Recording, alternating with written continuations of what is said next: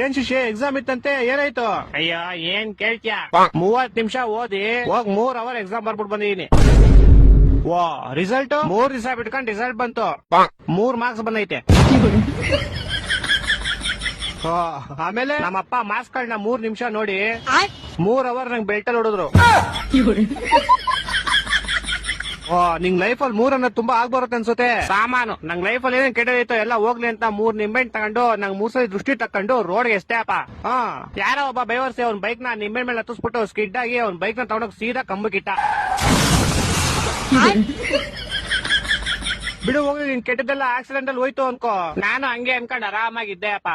ಆದ್ರೆ ಆ ಗೋಳಿ ಮಗ ಮೂಲಲಿರೋ ಅಂಗಡಿಗೆ ಹೋಗ್ಬಿಟ್ಟು ಯಾರ್ ನಿಂಬೆಹಣ್ಣು ಇಸಿದ್ರು ಅಂತ ಕ್ಯಾಮ್ರಾ ಚೆಕ್ ಮಾಡ್ಕೊಂಡು ನಮ್ ಮನೆಗ್ ಬಂದ್ 3,000 ರೂಪಾಯಿ ಇಸ್ಕೊಂಡೋದ. ನಮ್ಮಪ್ಪ ಅದೇ ಬೆಳ್ತ ಇನ್ನೂ 3 ಅವರ್ ಹೊಡೆದ್ರು.